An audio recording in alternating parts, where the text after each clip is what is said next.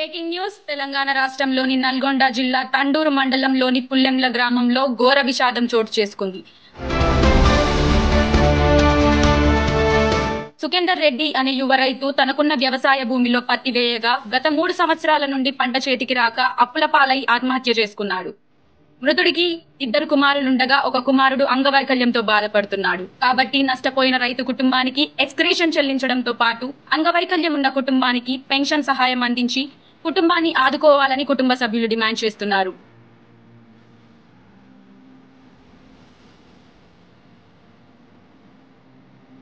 దేశానికి రైతులే వెన్నెముక అని చెప్పుకునే రాజ్యంలో అకాల వర్షాలతో పంట చేతికి రాక నష్టపోతున్న రైతులకు ప్రభుత్వం అండగా నిలవాలని కోరుతున్నారు.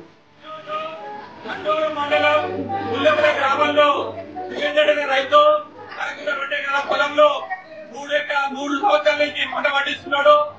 నష్టపోవడం వల్ల అప్పులపల్లి ఆత్మహత్య చేసుకున్నాడు. ఆయన తండ్రి మాటలు చూడండి.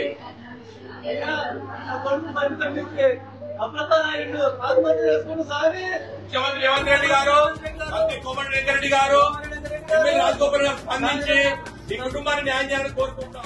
రాష్ట్ర ముఖ్యమంత్రి శ్రీ రేవంత్ రెడ్డి గారికి, రాష్ట్ర వ్యవసాయ శాఖ మంత్రి తుమ్మల నాగేశ్వరరావు గారికి, జిల్లా మంత్రి కోమటిరెడ్డి వెంకటరెడ్డి గారికి, శాసనసభ్యులు రాజగోపాల్ రెడ్డి గారికి ఈ కుటుంబాన్ని ఆదుకొని అండగా నిలవాలని కోరుతున్నాము. ప్రతి ఒక్కరూ ఈ వీడియోని ముఖ్యమంత్రికి, మంత్రులకు చేరే విధంగా షేర్ చేయాలని కోరుతున్నాము.